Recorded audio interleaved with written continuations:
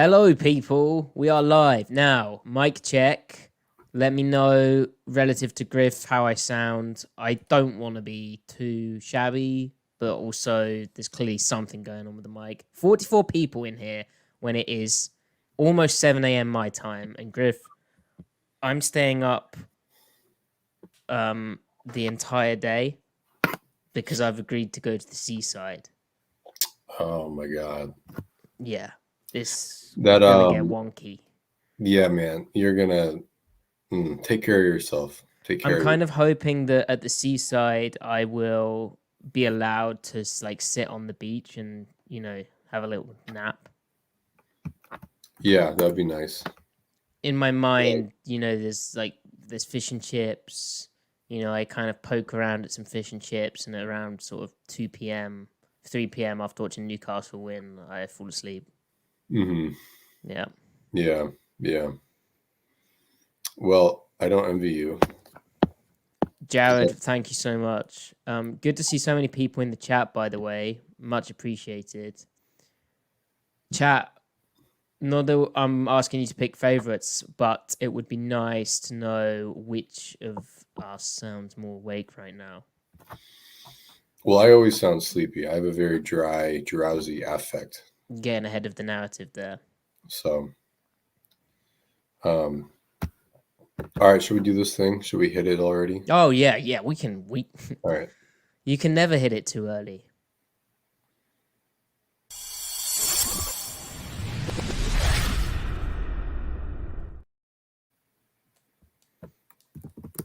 Welcome to the Seattle Overload podcast, where your Seattle Seahawks have finished the 2024 preseason victorious.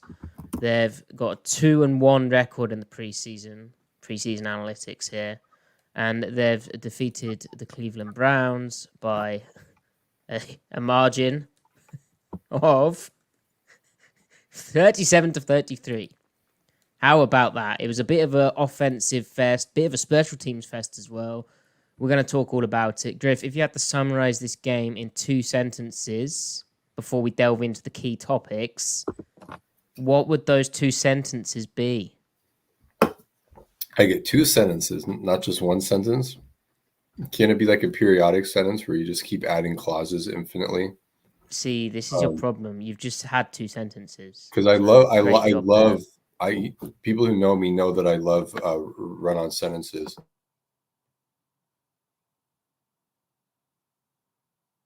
Are you doing a bit here, or are you actually gone forever? Have you spilt soda on your laptop? I'm back. Sorry. Did you spill the soda? No, I'm not. Spilled something else actually. Anyway, so 2 sentences to sum up this game. It was a preseason game, so the matteringness only goes so far, and I'm worried about Uchenna Nwosu. Full stop. So that was the 2 sentences. Yep. Fantastic. Yeah, let's talk about that big news. So Uchenna Nwosu cut block. I actually completely missed the play, so I want to get your thoughts on whether the cut block was a dirty play or not. I didn't now, see the block itself. Someone who did see Uchenna Nwosu and will know about his injury a bit more is Seahawks head coach Mike Macdonald. He said he's got a knee on Chenna and that they'd find out in a couple of days, but he couldn't give any information on it right now.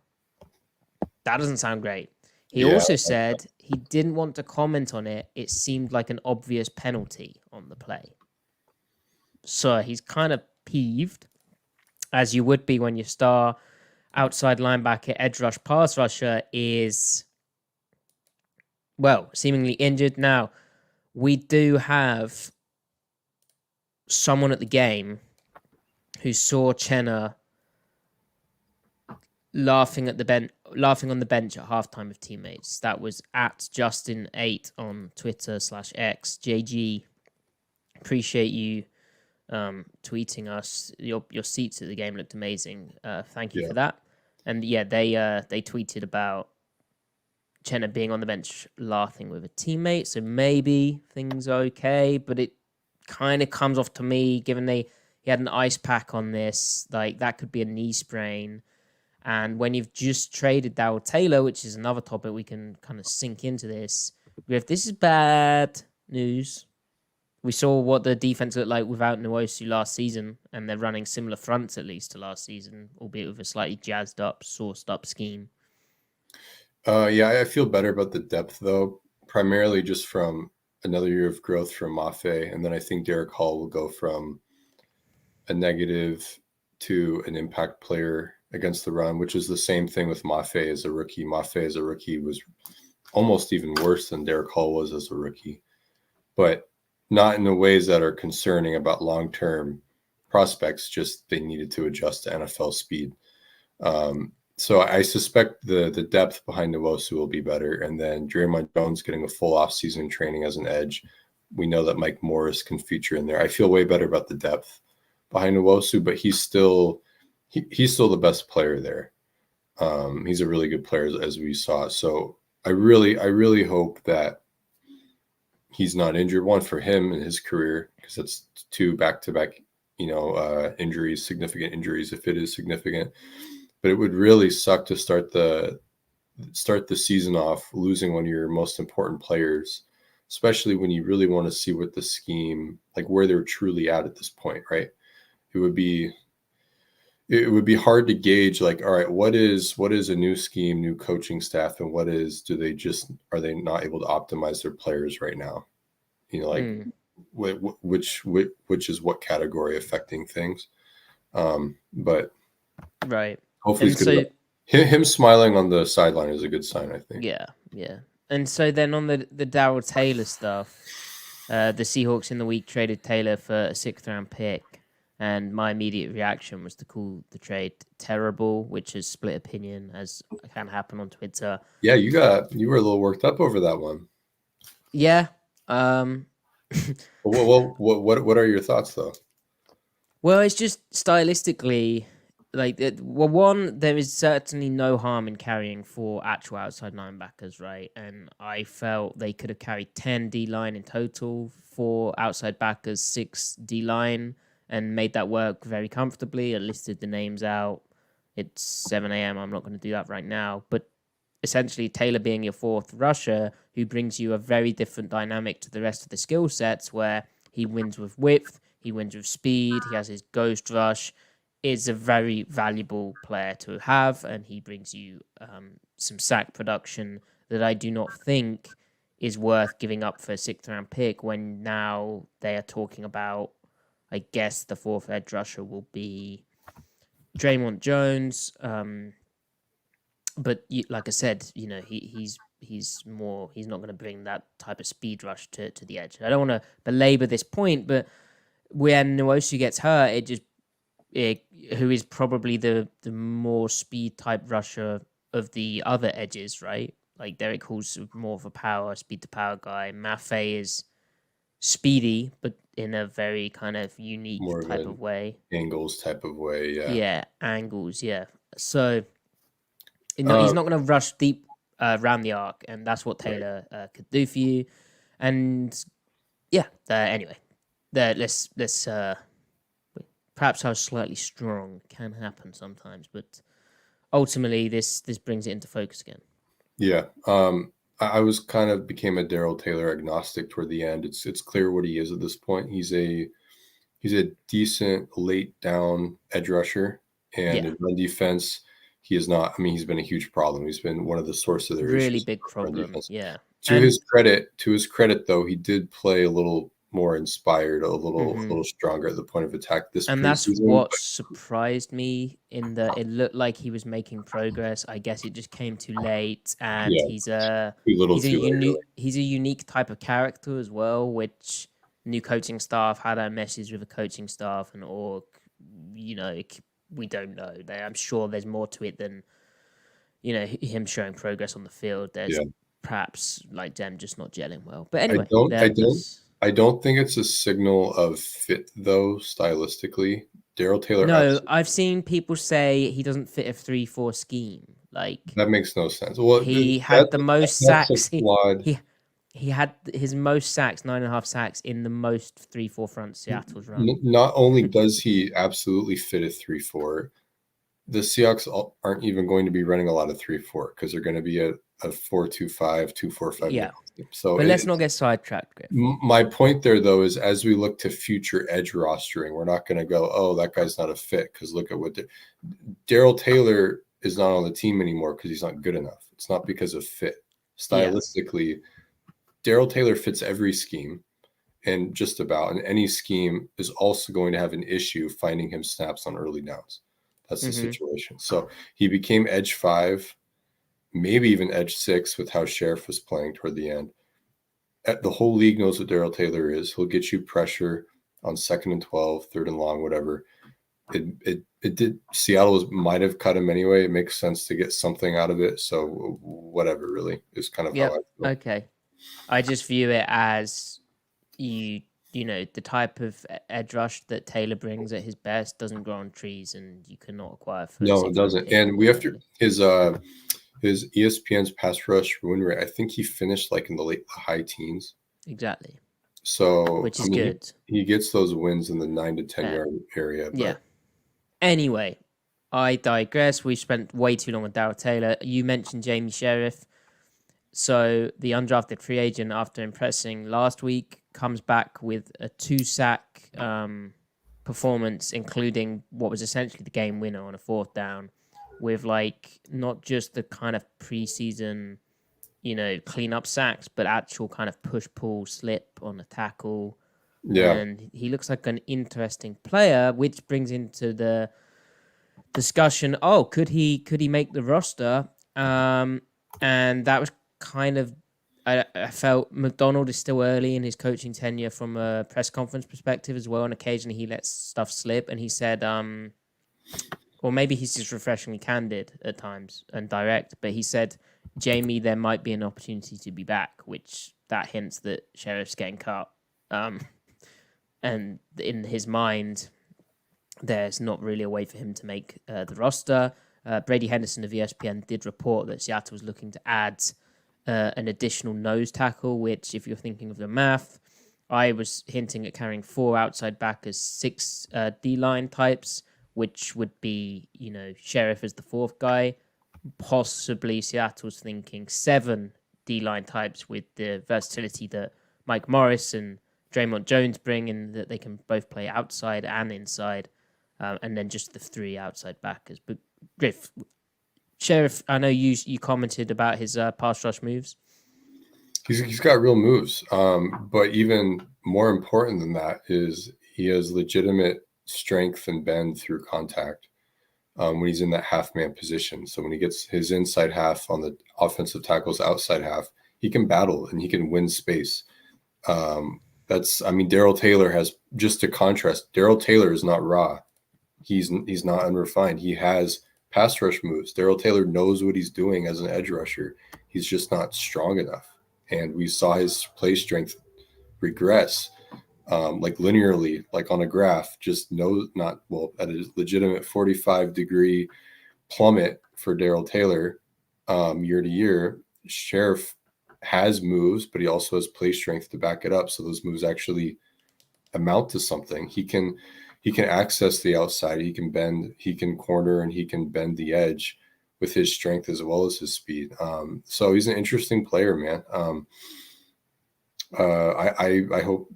I mean, he's definitely played where he's earned a spot in the 53, and you can usually say that about like 5 guys at the very bottom of the roster, and who makes the 53 is just a matter of like what position do they want to be +1 at, what position do they want to be -1 at, you know. If they want to carry 5 into the regular season, he's absolutely earned it. It's just whether he makes it will be determined of how many guys they want at edge, because we have to remember Mike Morris is also he's factoring into the math there, right? So what do you think? He's absolutely a practice squad candidate, right? Right. Did we see Miles Adams tonight? He didn't play, right? Is he hurt? I think he just locked it down. I think they wanted reps for others. So they probably have to sort out who they want in the practice squad of their 300-pounders at the bottom roster. If Miles Adams is by locked it down, you mean making the roster? Yeah. Well, So that's where things get interesting then, and why I've raised him is he's kind of the last of the D line, which, in my opinion, has an impact on the rest of like how it shakes out. So if you rattle off the names of Leonard Williams, Jaron Reed, Jonathan Hankins, Byron Murphy, Draymond Jones, Mike Morris, Griff, and then Miles Adams. That's 7 guys who play on the D line. And then it's 2 guys in Jones and Morris who can play the outside back, as I've said, right? Yeah. So then that gives you, I mean, how many more, D line types, hand in the dirt or a line down on the line of scrimmage you're going to carry? Nwosu, Mafe, Hall, and then that's 7 and 3. There's 10. You're going to do 11. Are you counting Jones in the interior? Because he's going to be. No, playing I'm just talking total. I think they go. That comes to 10 if Miles Adams makes the roster, and you've only got 3 pure outside backers. I think they go 10, and they BS it and say Jones is a outside. I agree, which then means Sheriff isn't making the roster. He's a practice squad. Right. We have to remember that again. The irony here is that they're not going to be playing enough 3-4 for that to actually matter. They're also going to be playing some legitimate 4-3, and we're going to see Knight on the field as the third linebacker. So he kind of factors into the math there as well. So they can pull from the inside linebackers for the quasi outside line, like the on-ball Sam, like they did with Malik Harrison in Baltimore, where they were legitimately playing a 4-3, which they have a package for. So we have to take that into consideration too. Now, on the subject of Mike Morris, he was playing super late into the game, and I was kind of thinking, well, hang on a sec, why is he playing so late? Obviously, Draymond Jones is hurt, and the big edge is a thing in this system, and if you're going to run the nickel fronts, the 4-down looks in nickel, like how Seattle used Draymond Jones their last season to try and strengthen one of their edges a bit more, beef it up a bit more. Seattle's going to do the same this year. But Mike Morris playing so much, even with the injuries and with the importance of that to the scheme, was kind of like, is he kind of on the fringes of the roster? Maybe they're looking to move him, maybe? But I actually... Well, that worry to me was alleviated because by a comment Macdonald made, which is that the guy is getting pass rush coordinated later in games, meaning the reason Morris is playing late into the games is because he knows the calls which Macdonald uses for all the movements up front, which in the past Seattle's called the pass rush game caller or coordinator, but it's basically the guy who gets the call from the sideline and then tells the rest of the D-line what stunt they're running, what game they're running, and if they're still on with the stunt and where the center's sliding. Something Jaron Reed's done in the past in this system. Macdonald also said he's so big out there, man, can play up and down the line, underratedly versatile, underratedly smart, and he just makes plays. Yeah. And he drew that big holding penalty on the play where I think the Browns were going to get into and goal territory, but it instead moved them back to the 40-yard line and a 2nd and 20. Also got his hands up well, didn't he, for a pass breakup, Griff? Yeah.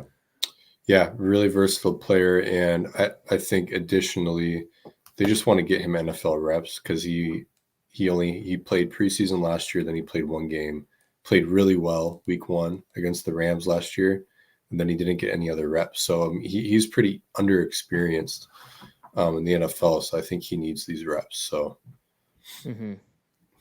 and kind of with the defense, Macdonald was very disappointed because they gave up 33 points. They gave up quite a few yards.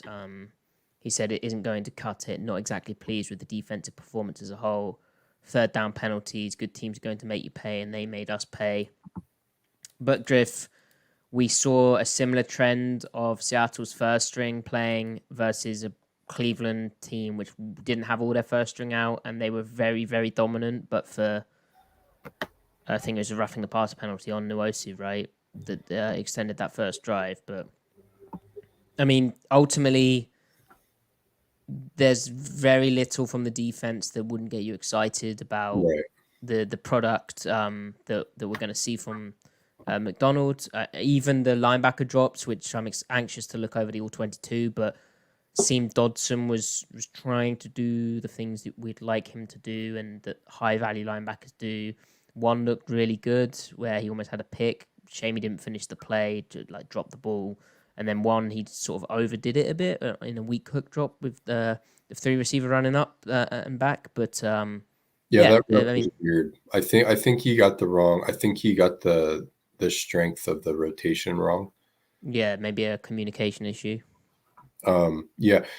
As far we saw from the players that matter, I hate that sounds callous and dismissive of the depth players and the guys that we won't see again, unfortunately. But of the players that matter the most, we saw what we needed to see. Well, I mean, even to roll that back a little bit more. I mean, all in all, by and large, what we've seen from the defense this preseason has been really encouraging, right? I think generally what a preseason is supposed to show is you want it to confirm what you think you already know about individual players. And then where you might have doubts, you want to see signs of life pointing in the other direction. You can't, though, use preseason to completely upend a preconceived notion about a player. Like it's like Tyrell Dodson had his one drive was really encouraging to me. But I mean, is it prudent to wait 8 snaps in week 3 of preseason against an offense that doesn't have a lot of starters? And how do you weigh that against his 600 snaps of regular season tape last year, right? So you take that and you combine it with the fact, well, new coaching staff, could he be headed towards something grander for himself, something greater? Yeah, you hope so. So it's touch and go. I would rather have seen him play well like he did than not see him play well. It doesn't necessarily change my overall opinion on the linebacker room. We still haven't seen Baker, which I think is really important. I do think he's their best player back there. But again, we haven't seen him in the system yet. I can't imagine why he wouldn't take to the system, though. But it was encouraging to see that from Dodson. It was encouraging to see, again, Tyrese Knight is playing quite well with things in front of him. This was a game where there wasn't the tape might show differently, but there wasn't enough things going on that would demonstrate him handling things going on behind him better than he has in the past. Like it was just kind of a lot of NA, not applicable kind of tape. But generally speaking, yeah, the first string, the second string defense is playing the run quite well. Again, Macdonald is scheming so as to make it easier for them. I don't know if that's just for eval purposes. I think it's more to be vanilla. Yeah, I think it's more vanilla. Yeah, because I mean we have to. Really, the mode of the run fit mechanic they're playing with gap fits, kind of more for every gap there's one defender. That's not how he fit the run last year in Baltimore. So we have the very few reps we have seen of the defense, all the players, all 90, fitting the run the way he did it in Baltimore last year. That sample size is very small, but their performance in that small sample size, albeit, is not very good. So how do you project the run defense forward? I think you just take their fundamentals and like the schematically neutral stuff where they're not schematically disadvantaged for the sake of being advantaged in another area. I think you just take those snaps and go, well, their fundamentals are good. That's got to translate when they're all the starters are in there together, and you're game planning. You're truly game planning the opponent. You're not just trying to evaluate your own players. It should translate. We have to remember, though, the Ravens' run defense, just like the Seahawks last year, fell apart midway through the season. And so, it's not a foregone conclusion that they're going to sustain for 17 games. So it's just something to keep in the back of your mind. It's going to be very, they're going to have to earn it every week, just like last year we were. And then they fell apart. We're like, oh, no, what's happening? Can they regroup? And then they didn't. So we have to see that this year. But again, for the signs that we have seen, only evaluating what's in front of us, it's encouraging, no doubt. Sure. The D-line, it's confirmed that the D-line is really good. The linebackers have a chance Safety room is solid.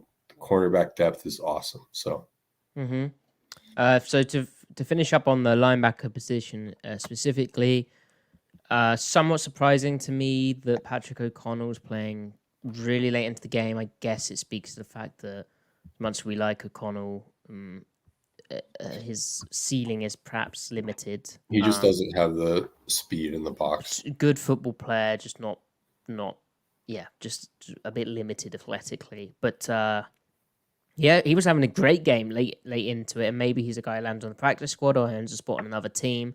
But the other factor was we saw a new Seahawks linebacker in Mike Barrett play.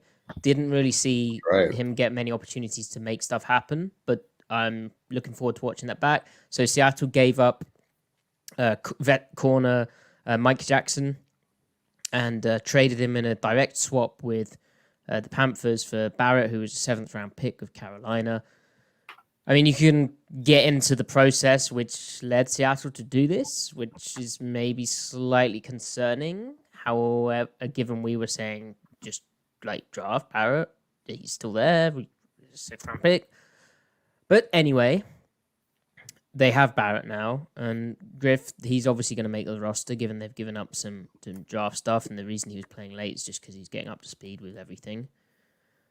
How do you feel about this? Because this is a guy who you were very early on highlighting. He was a standout player when we were watching Junior Colson in our tape breakdown, where I think I became Barrett. I don't know if pilled is the right word, but I saw the vision. I saw him sail drop. I saw him get into a crossover run and put his butt to the sideline and play deep to short and look for the corner route before coming down to the flat, and was like, oh my gosh, this. And then I think it was Monjombo in the chat was like, this guy used to be a nickel, and I was like, oh my gosh, yes, this guy can cover. And yeah, so Griff, Barrett, quickly. Yeah, it's really cool that happened. When I first saw the news, I just started laughing because I thought, like, is this some like bullshit tweet I would type up? Like, did I do this? But I mean, immediately, I mean, you traded away a corner that wasn't going to be playing a lot. Although we love Mike Jackson, he's earned his keep in the NFL. I hope he gets to play. It made sense to move on though, because you're trying to upgrade on him via combination of Pritchett and James and everyone.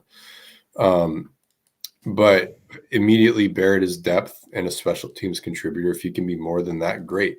We liked him at Michigan. It's honestly, if we were to describe him, he's kind of like a supercharged Patrick O'Connell. He just knows how to play football. His strength to weight ratio is good.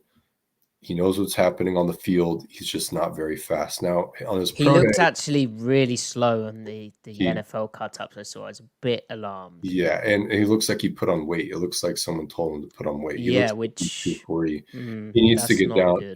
He needs to get back down to 230. He for a stubbier guy, well, that's in part why he does it well. He takes on contact so well for someone of his stature, like way better than he should. It's just, how does he cover ground? When I watched stat account on Twitter, put up a cut up of his Patriots tape. Great little follow, by the way. Would recommend. Indeed. Let me just make sure I follow them.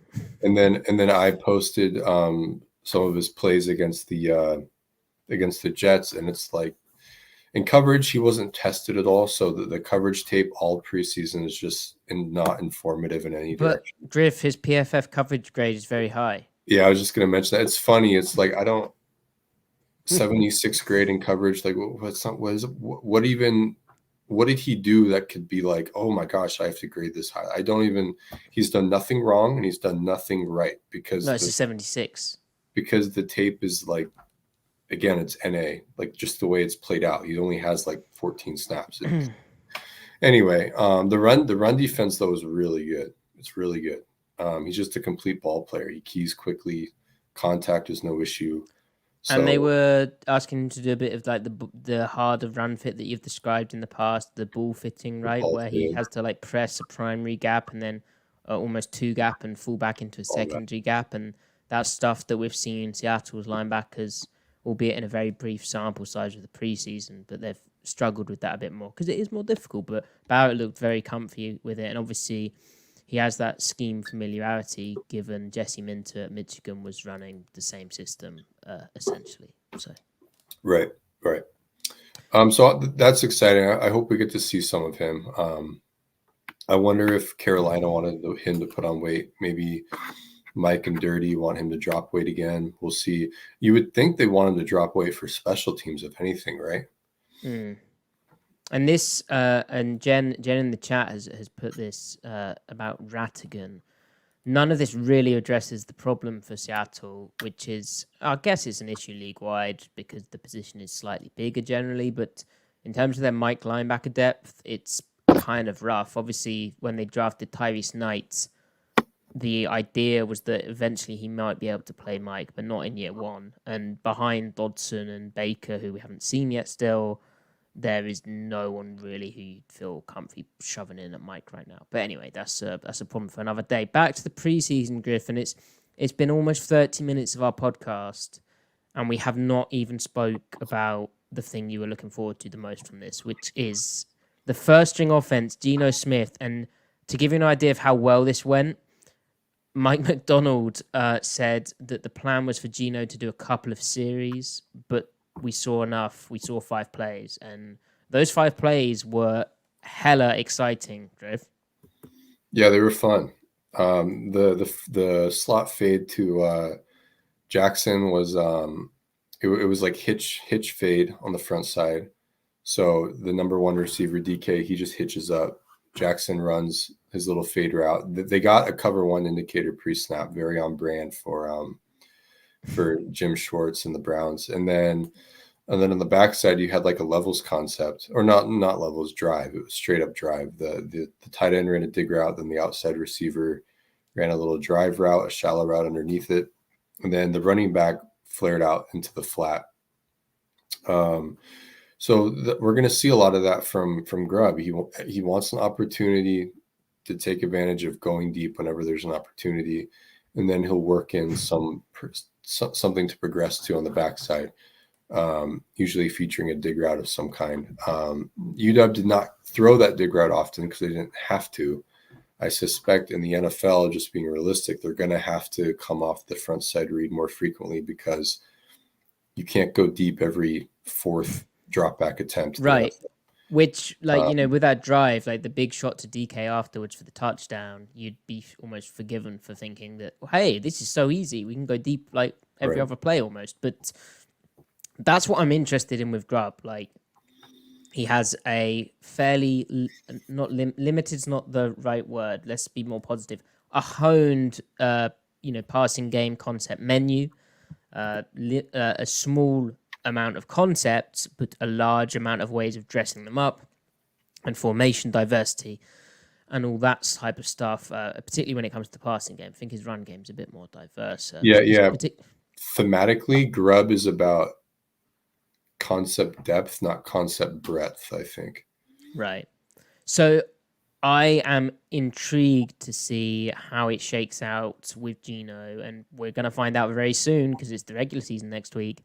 But how it shakes out when, maybe, that deep shot's not there, or we have to come to the backside, or the pass protection's limiting how much we can do from this, or, they're playing, they're doubling DK, that those are the layers which will come with time. But this was so exciting. And just a reminder of what a nice deep ball Geno Smith throws. And Griff, very encouraging that he is... battling Sam Howell for that starting quarterback position. Still a bit behind. Sam better look out. Geno, he better look over his shoulder. Geno's coming for him. The touchdown to DK was cool too because it was shade. It was empty 3x2 shade where you've got an alert go. So DK is not in the progression, by the way. You only throw to DK if the safety is doing something in particular that would make you want to throw it. So normally the progression is you read the slot who runs a little quick out behind DK first, and then you progress to the crossing route of the backside number 3, or as you read the high-low hook defender, and you read the high-low of the cross or the shallow route on the backside, and then you've got a little 5-yard fin route, 5-yard in route from the number 1 on the backside. Right. But what's informative about that play, other than just Geno and DK are awesome, is that Grubb did not run that play at UW. I looked for it. It wasn't there. He didn't run it at Fresno State either. Seattle ran the shit out of that play, and I have a cut up. You can just search Shade on my account, SHADE, and it's there. Yep. So what that means is he's one. It's lots of teams in the NFL run it. So one, he's adapting to NFL realities again, which is a good thing. But also, he's just doing what his quarterback does well, which is always the ethos of any good offensive coordinator. You do what your players do well. Yep. So there will be more to come given that, I think. And we kind of saw some of that last week. Grubb opened up the pure drop back a little bit more. We saw like stick cross where it's like quick game front side, classic stick, but then you have like crossing route followed by a dig route, like Y cross, but it's built in the quick game, things of that nature. So I already liked the early returns on what I thought as an amateur, I thought Grubb needed to kind of infuse into his UW stuff. Again, bringing in what's his face from LA, I think is good. What's his face? He was the passing game coordinator. He was at. I don't know that. He was at LSU. Yeah, that guy. LSU did not like him, but now that he's cross-pollinated with McVay, it's like, okay, he's made now. Anyway, Pete's, that's right. Thank you, Sukwan. Fantastic. Is he a Jake? Yeah, Jake Pete's. Yeah, I wanted to call him Spavital, which is absolutely not right, but also Where did that come from? An unpopular. Well, he's a Jake, you see. Oh. Right. Before we talk receivers, Griff, let's quickly talk O-line. So the starting offensive line was Charles Cross at left tackle, Laken Tomlinson at left guard, Olu Oluwatimi at center, right guard Anthony Bradford, right tackle George Fant. Presumably Connor Williams, the free agent center signing, will slot in for Olu come week 1. That seems to be the plan, but that's your first string O-line. And I guess there's no real surprises there other than possibly Anthony Bradford at right guard, where Seattle spent a 3rd-round pick on Christian Haynes out of UConn this past draft. And we did say, I think we may be on record, and people who go through this podcast and really deeply study what we say, which no one does that, but they'd probably be able to find us saying we'd be a bit disappointed if Haynes hadn't beat Bradford out, Griff. So, yeah. Fast forwarding to the present, are you disappointed in this? Yeah. I mean, I am, because I wanted Haynes to be, well, matter of perspective. I wanted Haynes to be such an obvious upgrade over what they had out of their right guard spot last year that Haynes would just earn it right off the bat. Then again, I also liked Bradford in the draft process last year. Thought he disappointed as a rookie. It takes guards a while to develop. They're one of those positions where you really need like 32, 34 NFL games before you really become who you are. Maybe he's had a really good camp and he's shown a lot. We know he can run block. It's pass protection. So on that note, they might kind of have an open competition at left guard, like they kind of did last year at right guard. So we might see more of Haynes working with Laken Tomlinson. So Jason raises a good point, which is, wouldn't you want Christian Haynes and Anthony Bradford to both succeed, one at each spot? And Jason, that is interesting because obviously Haynes has been playing some left guard as well, and Tomlinson is old, and maybe that is eventually the plan for them. Also, Haynes is a bit of a lighter type compared to Bradford, and if you're going for your stereotypes, your prototypes, you're generally going to be slightly lighter on the left than the right, aren't you? Although I don't know if it's actually the case anymore. But anyway,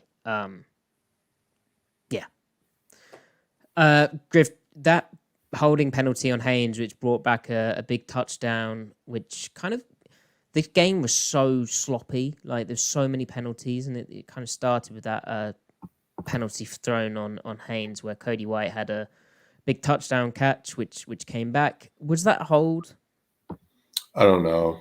I don't know. Seemed very tight. I mean, it seemed like he just dominated the guy so much, but the issue may have been that he had the hand in the neck type of area, and it was more of like a hook towards the end. Could be the refs. I don't know. This crew was very. They had a quick trigger finger with their flags this It year. kind of made it unwatchable. I wonder though if the last game of preseasons are the most penalized, usually, or like league wide, because the players are pressing because they know it's their last chance to get their tape out. Yeah, it could be the case, and maybe also the refs are establishing. They're laying down the law. They're like, look, we could call this many penalties, so rein it in a bit. I don't know. Yeah. Seattle had 9 penalties for 85 yards. Cleveland 8 penalties for 98 yards. And the question is, Griff, when will Pete Carroll's team gain discipline? Where's the discipline? Where's the decorum? Right. So, Griff, where do you want to go? Receivers or running backs? Let's do receivers.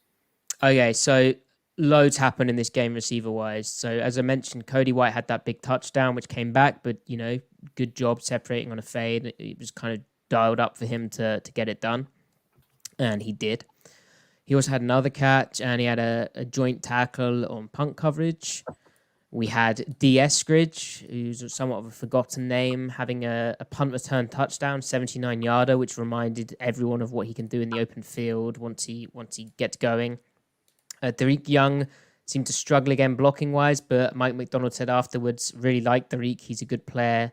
Need to look at his special teams work, but excited about him. Then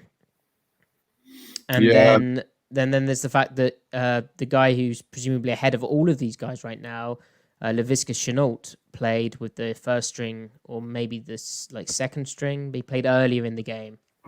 Got some jet touch passes and looked kind of interesting as that gadget type player along with his special teams work. I'm really not seeing it with Derek Young. And I know the coaching staff keeps speaking positively of him as a blocker. I just see him losing blocks. It's been bad this preseason. Every game, all 3. I mean, the one where Sam Howell took the late hit, he gets absolutely no width on his block. He can't block the corner out at all. He just holds ground and then loses leverage on him at the end. Maybe his special teams blocking has been really good, and I admittedly don't watch special teams like that. I only pay attention on the broadcast. I don't watch special teams tape, and that matters a lot. So, but I mean, I feel like if he's not going to offer much in blocking, I mean, running his routes against the Titans, he had 2 or 3 mental errors. One was an alignment error, then he ran 2 routes the wrong way. One route he ran another guy's route, so they ran into each other. Then on the third one, he didn't get to a landmark in time. Then he and Jackson intersected at the wrong time. And little dinky stuff like that. Kind of when the coaching staff, when Ryan Grubb specifically mentions TNT takes no talent, he's not exactly doing the things that don't take talent well. I don't know. Yeah. And I was excited about Derek Young. I love the idea of him. I wanted him to be a move football or move fullback, kind of the flex guy that can do things. We know that as a ball carrier, you put the ball in his hands on a jet, he might do something with it, right? He had those 2 dig routes screaming over the middle in 2022 preseason. Remember, he had that one adjustment on that go route against the Bears from Geno. It looked awesome, and we just haven't seen him win on a route like that since. Yeah, it's been disappointing for him. Honestly, what I'm saying is I'm more intrigued by Easop Winston Jr. I think he's earned more run and Cody White. That's what I'm interested in right now. Yeah, I think Cody White this game, I mean, he's playing late, so he's obviously right on the fringes, which isn't a surprise, but that special teams contribution and just looking polished and executing and doing the takes no talent stuff, that seemed promising. We'll have to go back and look over the film on that one. But I guess the point in favor of Young is that, well, one, I don't see Seattle doing Eskridge and Shenault. They're 2 similar types of players in terms of how they're being used in the offense and their contributions on specials. And so if one of them misses out, stylistic, And by the way, Eskridge, after his big punt return, he did run. Again, I need to go back and look at it, but could have been on the running back, but they tried to call the same play on a 4th down, which had gone for a long touchdown, which we'll get to for Kenny McIntosh. But the back ended up running into Eskridge, and the timing was janked up, and I feel like Eskridge was the one who was off there. Anyway, he was already on the fringes, and so where I was finishing with that is Young has a skill set that complements DK the most, and so he might be a good option to have. That said, you have to do the big receiver things well, and as you've just pointed out, he hasn't been doing that this preseason, which is disappointing for him. So yeah, very up in the air at receiver. It's also up in the air at running back, but I think in a better way, in that obviously we haven't seen Walker or Charbonnet this game. McIntosh got work with the first string, looked very polished, stayed available for Gino to sort of flip it to him as the play was breaking down, as the check down, and keep the drive on schedule, or schedule, whatever. We've done that before. And then McIntosh hit a 56-yard touchdown, which had a beautiful stiff arm in it. You saw the burst through the line that we've been talking about, and the kind of explosion through the line. Then you saw the lack of top-end gears, but the stiff arm got him into the end zone. Nasty stiff arm. Also an example of Ryan Grubb's diverse run game. And then Griff, George Helani comes into the game, who has been impressing a lot of people at Seahawks training camp, the undrafted free agent out of Boise State. He is 24 years old. And not only does he play very encouragingly on offense with 38 rushing yards, 5.4 yards per carry, and a rushing touchdown, including some goal line work. So really his yards per carry in the open field is better. But he also balls out on special teams. He looks really good again. Had a good tackle. And Griff, could they carry 4 running backs, given maybe the tight end is a fullback, but is 4 running backs a thing, or is Helani a guy you try to get on the practice squad? I think they might carry 4, especially with Pharaoh Brown's injury. Right. So they might want it for special teams as well. Yeah, and I think the new kickoff makes those types of bodies more ready, because it's a shorter area than it used to be, so less speedy guys, more big but still speedy guys, right? Right. Anyway, anything more, Griff, on running backs, on the offense, on the defense, on special teams? I don't think so. I think we talked about everything there is to talk about. Fantastic. That Ryan Grubb run concept is nasty. Like you're bringing the corner into the fit, and then you're motioning away to do that, and then you're whamming the guy across, and the backers are trying to fit it like it's front side zone, and it hits the other way to what they're expecting. Yeah, it really screws the keys up and the run fit up, like you said, adding the corner.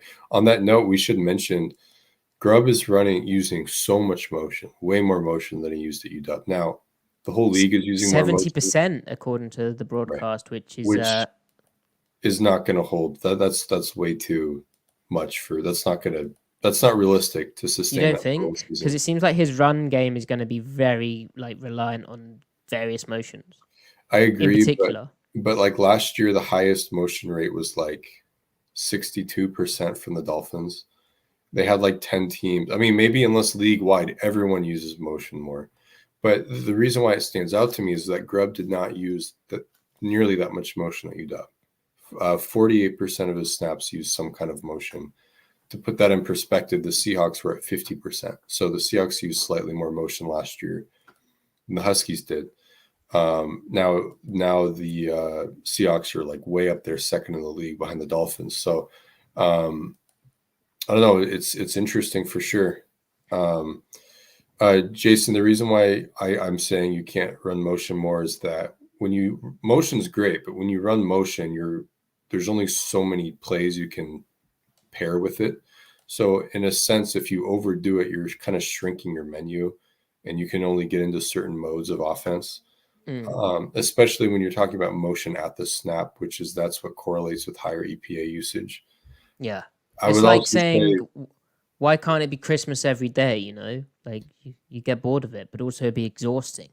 yeah, You'd yeah. run out of ways to do Christmas. Plus, I think people would grow resentful of, I mean, if you're running motion a lot, do you want to see DK Metcalf in motion every third snap? I feel like They that get was, knackered. I think that would start to annoy people, and he'd open himself up to a lot of hits. And then if you don't put him in motion, then you're pigeonholing in one or two other guys into it. Then they become like a motion only guy.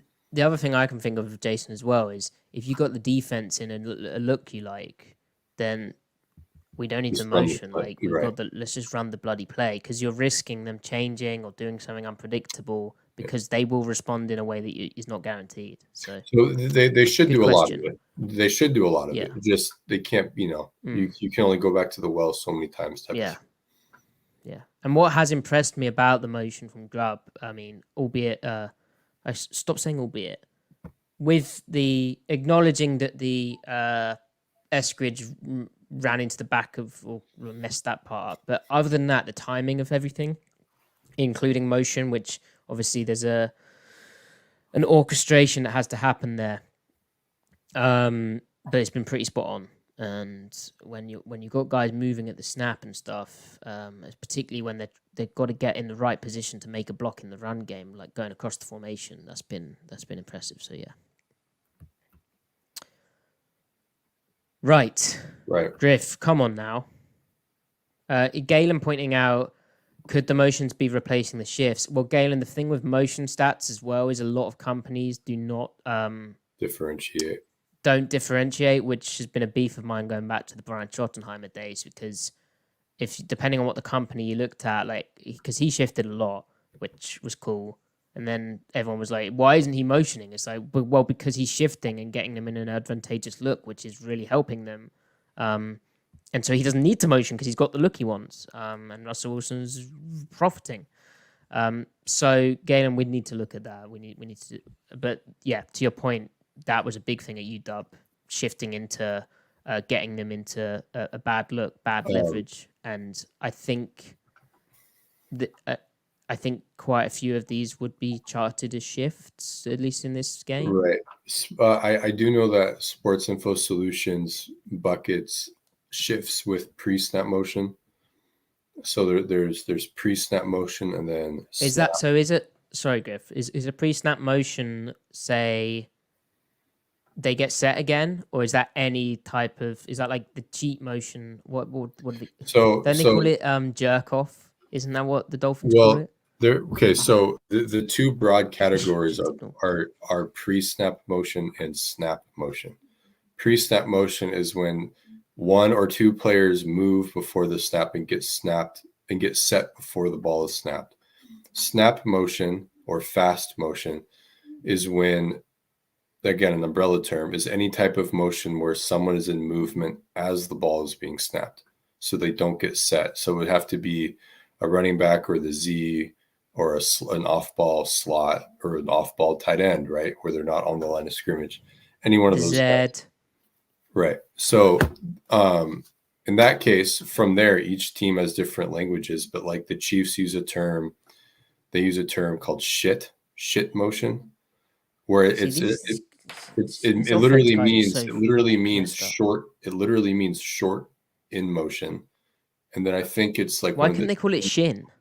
No, that's what I'm trying to say. It's short in motion for a tight end, I think, is called a shit motion. And then they also have jerk off motion. Yeah, that's what I said. That's Shanahan. See, guys, I'm not Jesse. Then they have cheat motion, but all those are different types of I think shit motion is pre-snap, and then I think cheat and jerk off motion are snap motion. I like the fuck motion, which is the flanker under the center.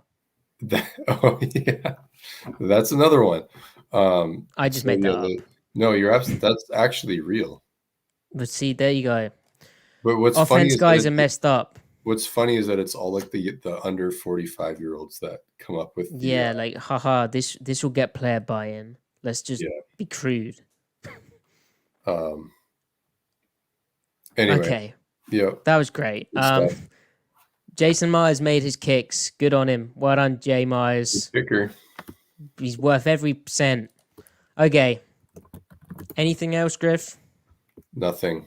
Chat, have you got any questions? It's great to see so many people in here. Like, God knows what time. That's incredible. Thank you. Also, I owe you all a thanks, and Griff does too, because there was a Reddit post which was asking for Seahawks podcast, and our name came up a few times. So that was great to see. Thank you. In a positive way, should say. There's one or two, there's always one or two, but generally it was nice. So thank you guys. Please keep sharing the podcast. Now, finally, Griff, this is important. We could save it for the next podcast where we probably recap who got cut and who did not and look ahead to the Broncos. But Griff, do you want to dive into Lemonade tonight, or do you want to save that for the preamble next week? Next week. Okay, there's a tease. Chat, thank you so much. Please follow Griff at CMikeSpinMove. Follow me at Matty F. Brown.